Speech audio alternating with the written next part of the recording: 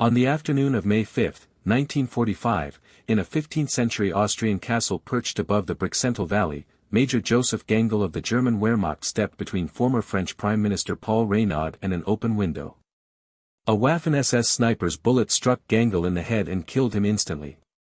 3 days later, Germany would surrender. Gangl had spent the final hours of the war in Europe defending a man his own army had imprisoned. The stranger fact, he was not the only German fighting on the American side that day. This is the story of the only known battle in the Second World War where American GIs and Wehrmacht soldiers fought shoulder to shoulder against the SS. It is the story of a single Sherman tank named Besotten Jenny, 14 Americans of the 12th Armored, 10 Germans loyal to a defector, and a dozen French prisoners, 2 of them former premiers, who picked up rifles in the courtyard. You will learn how this battle stayed buried in Cold War files for 60 years, and what one man whispered as he was dying. The castle was Schloss Itter, a stone fortress in the North Tyrol Alps, 28 kilometers east of Innsbruck. Since April 25, 1943, it had served as an Ehrenhaftlingenlager, a special prison for VIP captives the SS considered too valuable to kill. Inside its walls lived the men France had once trusted with her armies and her government. Outside, on the morning of May 5, roughly 150 soldiers of the 17th SS Panzergrenadier Division Gotz von Berlichingen were closing in. Their orders, issued from Berlin in March, were absolute. No prisoner was to be taken alive. To understand how a Wehrmacht major and an American captain came to die for the same cause inside a medieval Austrian castle, we need to start 5 years earlier, in a stuffy government office in Bordeaux on the night of June 16, 1940. Because what happened that night, with one phone call and one resignation, set every clock running toward Castle Itter. 3 of the men who were in that room would be in the courtyard at Itter when the SS opened fire. 2 of them would still be alive at sundown. 1 would not. On June 16, 1940, Premier Paul Reynaud of France refused to sign an armistice with Nazi Germany. He resigned at midnight. Within 24 hours, his deputy, the 84-year-old Marshal Philippe Pétain, asked Berlin for terms. France fell. Reynaud was arrested by Vichy authorities on September 6, 1940, and never freed again. His mistress, Helene de Portes, had died beside him in a car crash on June 28, decapitated by a suitcase shifting in the back seat. Reynaud was 62 years old. He would spend nearly 5 years in German captivity. He was prisoner number 1 of Itter. Édouard Daladier had signed the Munich Agreement with Hitler in September 1938. The next day, watching cheering crowds line the road from Le Bourget airfield, he muttered to an aide, "The fools, they don't know what they are cheering." Daladier had been Prime Minister of France 3 times. He had also been Reynaud's defense minister, then his rival, then his replacement when the war went wrong. By September 1940 he was under arrest. By 1943 he was hauled across the German border. He kept a diary in pencil and hid it inside a hollowed-out book of poetry. Then there was General Maurice Gamelin, the supreme commander of the French army on the day the Wehrmacht crossed the Meuse. Gamelin had once been considered the finest mind in the French officer corps. He was 68 in 1940. The Germans took him on May 17. He had not slept in 4 days. He had ordered a counterattack that never came. Reynaud sacked him in disgrace and replaced him with General Maxime Weygand, who was 73. By 1943, both men, the disgraced and the replacement, were locked in the same Tyrolean castle. Léon Jouot had been the most powerful trade union leader in France for 30 years. As Secretary General of the Confédération Générale du Travail, he represented 5 million workers. He had won the Nobel Peace Prize, eventually, in 1951, but not before being arrested by the Gestapo in November 1941, deported, and dropped into the prison wing of Schloss Itter alongside the men who had once governed him. He brought his secretary, Augusta Bruchlin, with him. They had been together 14 years. They would marry, finally, in 1949, both still alive because of what happened on May 5. And then Jean Barotra, called Le Basque Bondissant, the Bounding Basque. 4-time Wimbledon champion, 2-time Australian Open winner, Davis Cup hero. Barotra had served as Vichy's commissioner of sports until he tried to flee to North Africa to join the Free French. The Germans caught him at the Pyrenees in November 1942. He was 47 years old, still in fighting trim, and would prove on May 5 that nothing in his tennis career had prepared anyone for what he could do with a pair of running shoes and a request for help. By the spring of 1945, 15 French prisoners were inside Ytre. Among them, Michel Clemenceau, son of Georges Clemenceau, the Tiger of France who had led France in the First World War. Marcel Granger, an industrialist whose only crime was being the brother-in-law of General Henri Giroux. François de la Roque, the right-wing politician arrested for ties to British intelligence. Christian Mabayer, Reynaud's longtime companion, who had voluntarily surrendered to be near him. They lived in tense politeness. Daladier and Reynaud had not spoken in 3 years. They had despised each other since 1940. The castle itself dated to the 13th century. It had been a hunting lodge for the Archbishop of Salzburg, then a music school for Sophie Mentor, a piano student of Franz Liszt. Liszt himself had played there. By 1936 it was a hotel. In February 1943, Heinrich Himmler personally requisitioned it. He converted Schloss Ytre into Sonderlager Ytre, a subcamp of the Dachau system, but not for slave labor. For propaganda.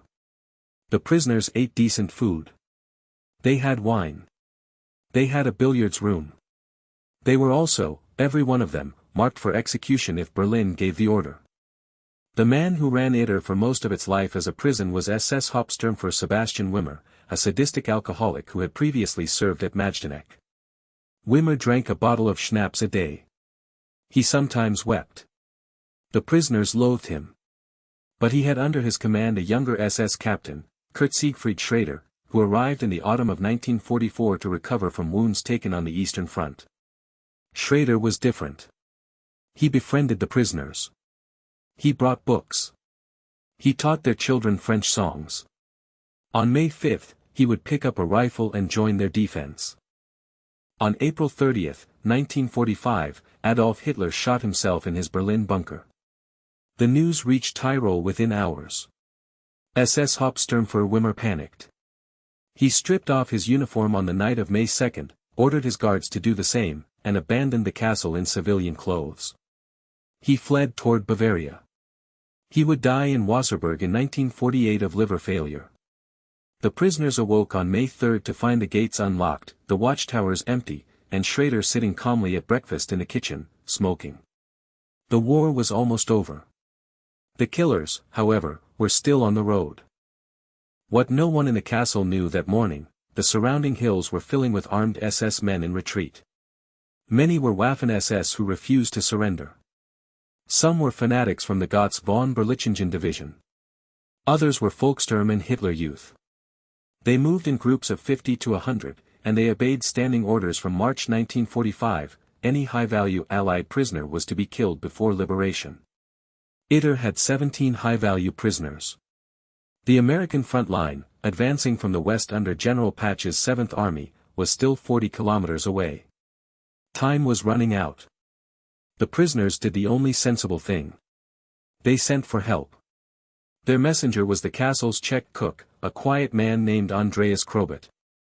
On the morning of May 3, Krobot was given a handwritten letter, a worn bicycle, and instructions to find any Allied or anti-Nazi force in the valley below. He had no map. He had no weapon. He spoke broken German. He pedaled out of the gate at dawn and rolled 15 kilometers down winding alpine roads toward the town of Wurgel, hoping the war was already over there. It wasn't. But it was closer than he could have guessed. Wurgel was a small Austrian rail town. On May 3, it was officially still in German hands. But its garrison had quietly mutinied.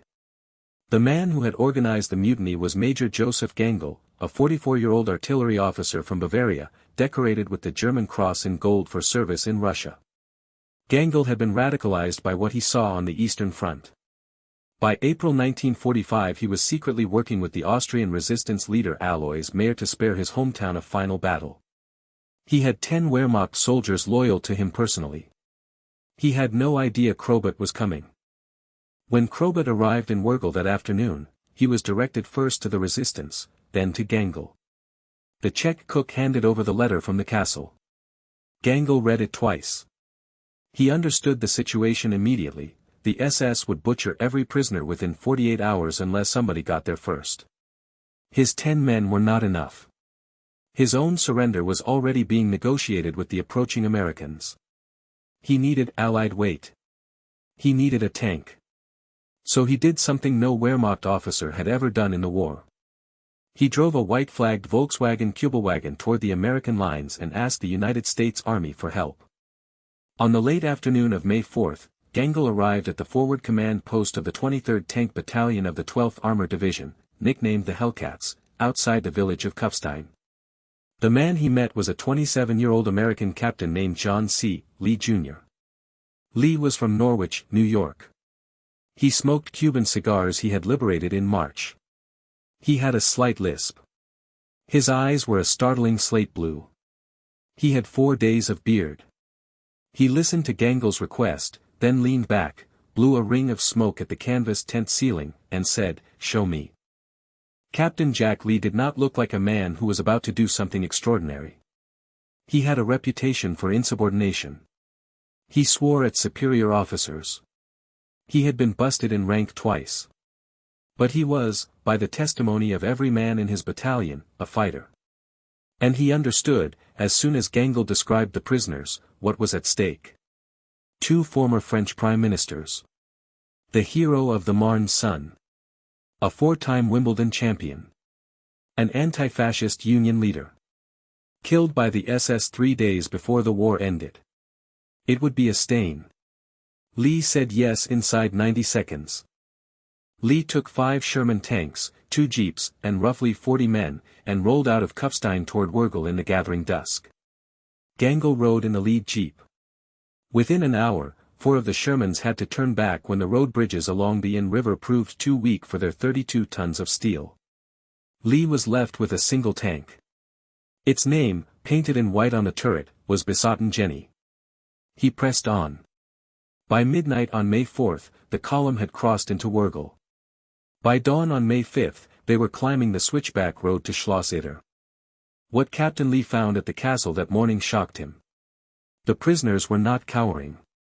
They were waiting at the gate to greet him in their best surviving suits. Reynaud, 66, was wearing a tie. Daladier was clean-shaven. General Weygand had polished his shoes. Madame Augusta Bruchlin had baked something with the last of the flour. Lee parked Besotten Jenny in the inner courtyard, climbed out, lit a cigar, and walked among the 17 French men and women he was now responsible for keeping alive. He counted 10 Wehrmacht soldiers around him. He had 14 Americans. He looked at the hills. Lee made his decisions fast. He posted the Sherman at the front gate, its 75mm cannon facing down the access road. He stationed his Browning machine gun teams in the gatehouse and the Schloss's western tower. He gave Major Gangl command of the eastern tower. He told Lieutenant Harry Bass, his second-in-command, to find every weapon in the castle armory. There were several MP-40 submachine guns left behind by the SS. There was a single Panzerschreck rocket launcher. There were 2 crates of Mauser rifles. Lee laid them out on a long oak table and turned to face the French prisoners. He asked, in plain English, who could shoot. Every man in the room raised his hand. General Gamelin, age 73. General Weygand, also 73. Daladier, 58. Reynaud, 66. Barotra, 48. Clemenceau, 71. Granger. Larocque. Even Léon Jouot, the labor leader who had spent 30 years denouncing militarism, took a Mauser and slung it over his shoulder. The women, Augusta Bruchlin and Christiane Mabayer, asked for pistols. Mabayer got one. Bruchlin offered to carry ammunition between positions. Lee, looking at this collection of aging statesmen and one tennis player, understood he was about to fight the strangest battle of his life. The first SS scout was spotted at 12 minutes past 4 in the morning. Schrader, the SS captain who had been recovering at the castle, presented himself to Lee with a Walther pistol and asked to fight on the American side. Lee was suspicious, naturally. But Major Gangl vouched for him. Schrader had spent 6 months bringing books to the prisoners and warning them when Wimmer was drinking. Lee handed Schrader a position on the western wall. The defenders of Castle Itter on the morning of May 5, 1945, therefore consisted of 14 Americans, 10 Wehrmacht, 1 former SS captain, 15 aging French anti-Nazis, and 1 Czech cook. They were facing roughly 150 Waffen-SS troops. Their fortress was 800 years old. At 8 in the morning of May 5, the SS made their first move. A small reconnaissance group probed the gate. Besotten Jenny opened up with her main gun. The first shell killed 3 SS men instantly and sent the rest scrambling for cover behind the stone outbuildings on the access road. The sound, in the narrow alpine valley, rolled like thunder. Reynaud, who had not heard a tank shell since 1940, later wrote in his memoirs that he felt as if a buried part of me had returned to life. Lee ordered everyone to their positions. He believed the main attack would come within the hour. He was correct. The attack came at 9:15. About 100 Waffen-SS troopers, supported by a captured 88mm anti-tank gun mounted on a half-track, advanced up the access road in 3 columns. Their commander was an SS Obersturmführer named George Bachmann, a veteran of Kursk and Normandy. Bachmann had been told by his superiors that the prisoners must die. He believed it. He had also been told the castle was lightly held. He was about to discover otherwise. The 88 fired its first ranging round at 9:20. It overshot the gatehouse by 12 meters and burst harmlessly against the cliff. Lee saw the muzzle flash. He gave Besotten Jenny her order. The American Sherman fired 4 rounds in 15 seconds. The first hit the half-track squarely, killing the gun crew and igniting the ammunition. The second and third raked the SS infantry climbing the road. The fourth missed, ricocheting up the valley. Bachmann lost 12 men in those 15 seconds. He pulled back to regroup. From the western tower, Major Gangl's Wehrmacht riflemen poured machine gun fire on the retreating SS. From the gatehouse, Lieutenant Bass's Browning ate through belt after belt. The first wave broke. In the courtyard, Daladier scribbled in his pencil diary, 9:32. "We are not yet dead. The American captain is laughing." There was a lull of perhaps 30 minutes. Lee used the time to reposition. He moved Besotten Jenny back from the gate, fearing, correctly, that the SS would bring up a Panzerschreck. He told the French to ignore any white flags they saw approaching the walls. He assigned Barotra to courier duty. The tennis player would carry messages between the gatehouse, the towers, and the inner courtyard. Barotra accepted with a small bow. Lee, watching the 48-year-old former champion sprint across open ground toward the western tower, said to Lieutenant Bass, "We're going to lose that man at a sniper's leisure." But Barotra was untouched. At 10 o'clock, the second SS assault began. This one came from the wooded slope to the north, attempting to flank the castle. Schrader, the former SS captain now defending the western wall, recognized the unit emblems through his binoculars, men of his own former regiment. He told Lee. Lee said nothing for a moment. Then, "Will you shoot them?" Schrader, according to a 1953 interview given to the Salzburger Nachrichten, replied, "I have been shooting them in my mind for 2 years, Captain." He took up his MP-40 and began firing in calm, controlled bursts. He killed 3 of his former comrades in the first minute. By 10:30, the SS had brought up their Panzerschreck. The first rocket missed Besotten Jenny by 2 meters and exploded against the gatehouse wall. The second hit the tank squarely on the engine deck. The crew bailed out under fire. Driver Edward Zymcyk and gunner Sergeant Glenn Sherman both made it into the gatehouse. Loader Joseph Bohan was killed by a rifle round as he ran. The first American casualty of the battle. Lee lost his armor. He still had the Browning. He still had Gangl. He still had a castle. And the SS, in destroying the tank, had used their last rocket. Lee did not know that yet. Inside the courtyard, Reynaud found himself at a window on the second floor of the castle's main residence, firing a captured Mauser at the SS infantry below.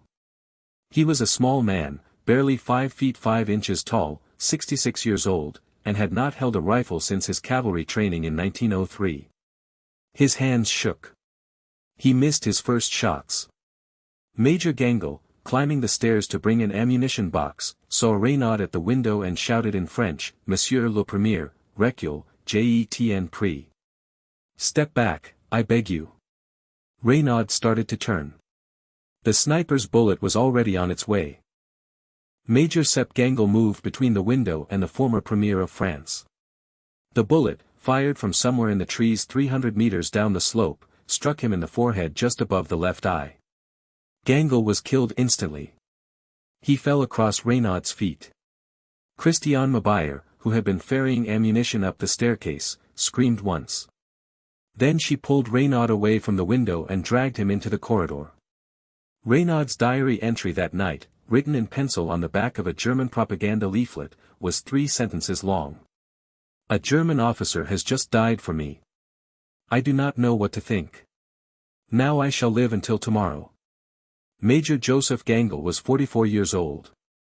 He had a wife in Bavaria named Hilda. He had 2 children. He had won the Iron Cross First Class on the Eastern Front. He had spent the last 6 months of the war helping the Austrian resistance smuggle deserters across the Tyrol. He had been the first Wehrmacht officer to formally surrender to the 12th Armored Division. He died protecting a man France had once expelled, on the side of an enemy he had spent 5 years fighting, in a battle the world would not learn about for another 68 years. The town of Wurgel would later name its main street Joseph Gangelstrasse in his honor. The 3rd SS assault came at 11:15. By now, ammunition in the castle was running low. Lee had perhaps 200 rifle rounds left. The Browning was down to its last full belt. The SS, sensing weakness, pressed harder. They reached the outer wall. They began climbing. Inside the gatehouse, Lee made a decision that would later be called reckless and is still debated by military historians. He ordered Barotra over the wall. "Find help. Run." The 142nd Infantry Regiment of the 36th Texas Division was somewhere west of Wurgel. "Find their commanding officer. Bring tanks." Barotra dropped his rifle, embraced Reynaud, and went over the south wall on a knotted rope. Jean Barotra, 4-time Wimbledon champion, hit the ground at the base of Schloss Itter at 11:20 in the morning of May 5, 1945. He was wearing dark trousers, a dark wool sweater, and the same canvas tennis shoes he had been arrested in on a Pyrenean mountain pass 3 years earlier. He ran. He cut across alpine meadows. He crossed the Brixenbach stream at a point where the water came to his thighs. He stopped once, behind a barn, to vomit. Then he kept running. He covered roughly 8 kilometers in just under 50 minutes. He was 48 years old. Barotra's run ended at a roadside checkpoint of the 142nd Infantry Regiment, at a crossroads near the village of Saul. He spoke to a startled American sergeant in fluent English. He named names: Reynaud, Daladier, Gamelin, Weygand. He named his own previous tennis matches at Forest Hills. He demanded to see an officer at once. Within 15 minutes he was sitting in the back of a jeep beside Major John T. Kramers, the regiment's executive officer. Kramers radioed back to division. The reply was immediate and unambiguous: "Spare nothing. Send everything." Kramers ordered 4 Sherman tanks and a company of infantry forward. They left at 12:40. Back at the castle, Lee was nearly out. He was down to 3 rifle rounds per man. The Browning had jammed twice and was being cleared a 3rd time. Schrader had taken a bullet through the forearm but was still firing. Lieutenant Bass was holding the courtyard door with a pistol. The SS had reached the outer gatehouse and were beginning to scale the western wall. From a window above the kitchen, General Maxime Weygand, age 73, fired the last 3 rounds in his Mauser into the climbing SS men. He hit one of them. He turned to Daladier and said dryly, in French, "I have shot better." Daladier laughed for the first time in 5 years. At 1 o'clock in the afternoon, with the castle minutes from being overrun, the sound everyone in the courtyard was praying for finally rolled up the valley. American 75mm cannon, firing from below. Major Kramer's 4 Shermans had reached the bend in the access road. They engaged the SS rear at point-blank range. The SS infantry, caught between the castle and the relief column, broke and ran. Some surrendered. Others tried to escape into the woods and were hunted down by Kramer's infantry through the afternoon. By 3 o'clock, it was over. Lee, smoking the second-to-last of his cigars, watched from the gatehouse roof as the SS commander Bachmann was led away in handcuffs. The casualty count, when finally tallied that evening, was extraordinary given the odds. American dead, 1, Loader Joseph Bohan from Besaten Jenny. American wounded, 4. Wehrmacht dead, 1, Major Joseph Gangel. Wehrmacht wounded, 3. French prisoners, 0 killed. SS dead, at least 18, possibly more, with bodies later found in the woods. SS captured, roughly 100. Lee was awarded the Distinguished Service Cross within 60 days. Schrader vanished into the Soviet zone after the war and was never officially located. The French prisoners, every single one, walked out of Castle Itter alive on the evening of May 5, 1945. 3 days later, on May 8, 1945, Germany signed the unconditional surrender at Reims and the war in Europe ended. Castle Itter was the last battle of the European theater fought by United States ground forces. It was also, by the testimony of every historian who has examined the records, the only known battle of the Second World War in which Wehrmacht soldiers and American GIs fought together against a common enemy. It should have been the most famous small-unit action of the war.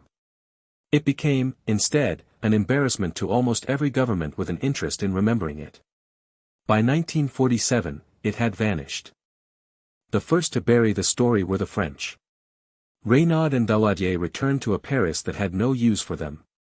The new political class was Gaullist.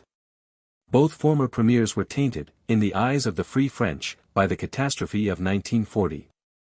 Reynaud wrote his memoirs and was politely ignored. Daladier published his pencil diary in 1955 and sold a few hundred copies. General Gamelin, dismissed as the man who lost the war, lived alone in a small apartment in Passy until his death in 1958. He gave one interview about Itter, to Le Monde in 1949. The newspaper did not run it. The angle was inconvenient. The Americans were next to bury it. By the autumn of 1945, the political climate was already shifting.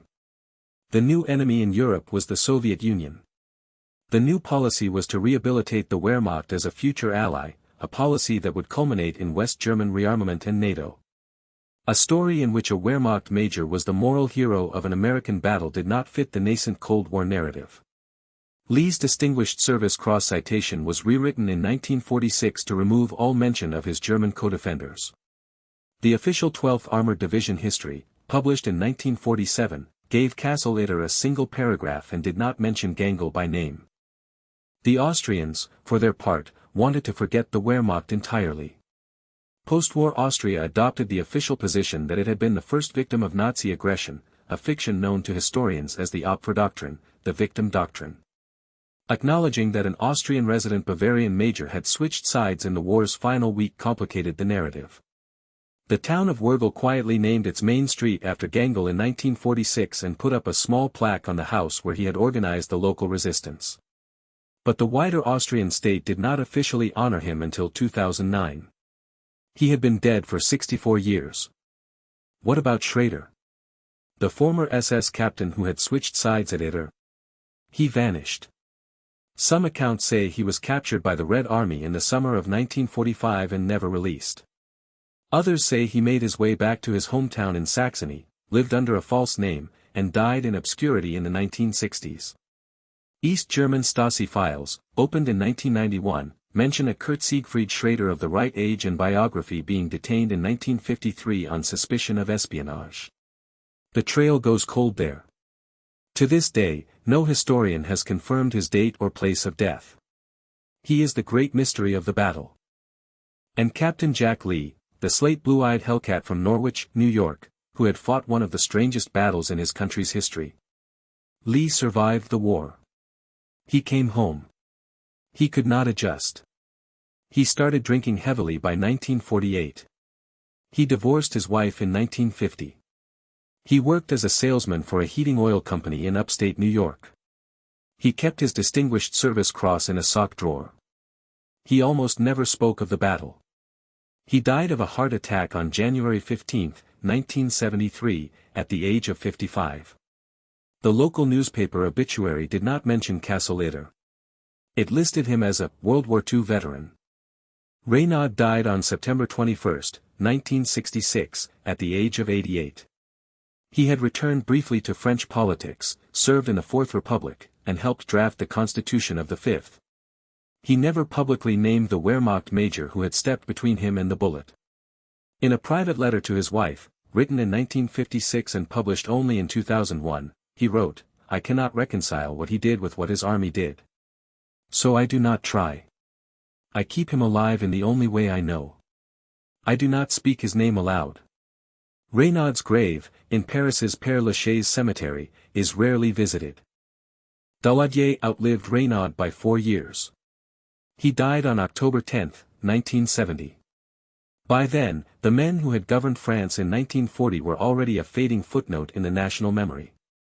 Daladier left his pencil diary, fully transcribed, to the Bibliothèque Nationale. He instructed his executors that the entries from May 1945, written inside Schloss-Itter and on the road afterward, were to be sealed for 30 years. They were opened in October 2000. Most of the post-war account of the battle's prisoner's perspective, which has appeared in academic journals since 2003, comes from those pages. Barotra returned to tennis. He won the French Veterans Championship in 1948, at age 51, 3 years after Kessel-Itter. He played his last competitive match in 1989, at the age of 91, on a clay court in Bayonne, in the Basque country where he had been born. He died on July 17, 1994, at 95. In a 1985 BBC interview, asked about the most important match of his life, he answered without hesitation, "There was a match I played in May of 1945. I had to run instead of hit the ball. The stakes were higher than at Wimbledon. I won. We all won." The interviewer did not press him. The clip was cut from broadcast. The story of Kessel-Itter survived in fragments. In Reynaud's memoirs. In a brief mention in Daladier's diary. In the unit history of the 12th Armored, suitably sanitized.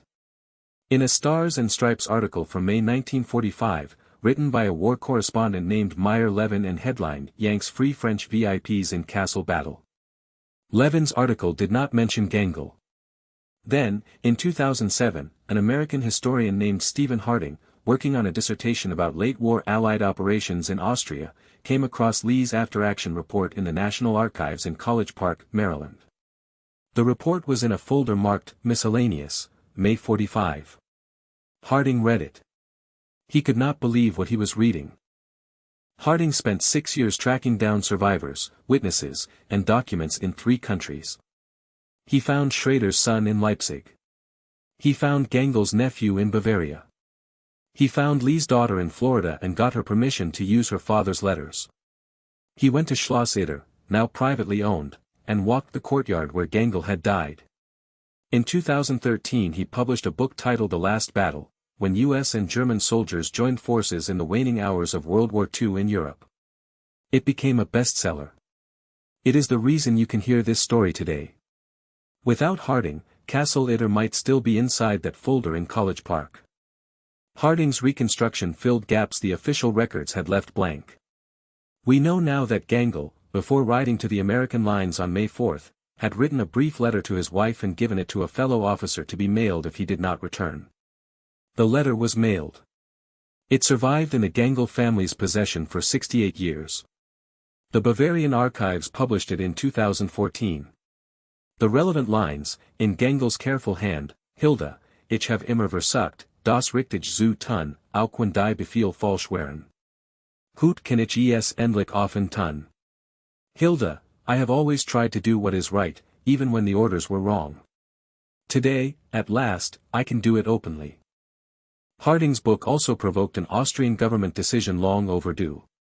In May 2015, on the 70th anniversary of the battle, a memorial plaque was unveiled in the courtyard of Schloss-Itter. It listed the names of every defender, American, Wehrmacht, French, Czech, under a single heading. The heading read, in German and English, Sie standen zusammen. They stood together. Major Gangel's grandson, Roland Gangel, was present. So was Captain Lee's daughter, Elizabeth Lee Hatton, who flew from Florida.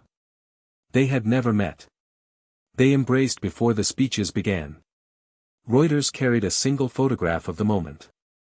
It ran in 19 newspapers worldwide on a slow news day. Schloss Itter today is a private residence. The current owner, a Vienna businessman named Thomas Daxenbichler, bought the castle in 2015 and is slowly restoring it. He allows historical groups inside the courtyard twice a year, once in spring and once in autumn, by appointment. The window from which Reynaud was firing, second floor of the south wing, overlooking the inner courtyard, is original. The bullet hole in the inside frame, which struck Major Gangel, was replastered in 1962 and is no longer visible. The kitchen where the Czech cook Andreas Krobot received his orders to bicycle for help is now a small breakfast room. And the last battle of the war in Europe, the only American battle in which a German officer is buried as a hero on the American side, the only fight where French premiers fired rifles alongside U.S. tankers and mutinous Wehrmacht, that battle is still not in most American history textbooks. It is not in most German textbooks. It is not in most French textbooks. The reason, when you look at the 60-year silence, is uncomfortable. Castle Itter is hard to use. It does not flatter anyone's national myth. It implies that on a single afternoon in May 1945, the line between who deserved to live and who deserved to die ran through individual men, not through uniforms. Consider the tally one more time. An American captain who could not stay sober after the war. A Wehrmacht major who chose to die for a man his army had imprisoned. An SS captain who fired on his own former comrades and then disappeared into the east. A French premier who picked up a rifle at 66 and survived because of all three of them. A Czech cook who pedaled 15 kilometers down a mountain road carrying a folded letter. A tennis champion who ran 8 kilometers in canvas shoes to find an American major at a crossroads. Every one of them, on May 5, 1945, made a choice. The choice was not provided by their flag. They had to find it themselves. Major Joseph Gangel is buried in the Wurgel Town Cemetery, beneath a simple gray headstone that reads only his name and the dates 1910 to 1945. The town pays for the grave's upkeep. On every 5th of May, a small group of local schoolchildren places fresh flowers there. The Gangel family attends. American military attaches from the embassy in Vienna sometimes attend. There is no speech. There is no ceremony beyond the placing of the flowers. It lasts about 10 minutes. After they leave, the cemetery is quiet again. The mountains around Wurgel have not changed. The road Barotra ran is still there. You can drive it in 20 minutes. So here is the question Castle Itter leaves us with, which it has been leaving since the gunfire stopped on the afternoon of May 5, 1945. When the orders are wrong, when the uniform you wear belongs to a cause you no longer recognize, what do you owe to the men beside you who recognized it before you did? Major Sepp Gangel answered that question with his life. Captain Jack Lee answered it by saying yes inside 90 seconds. The French prisoners answered it by picking up rifles at the average age of 63. They are all gone now. The castle still stands. The question does not.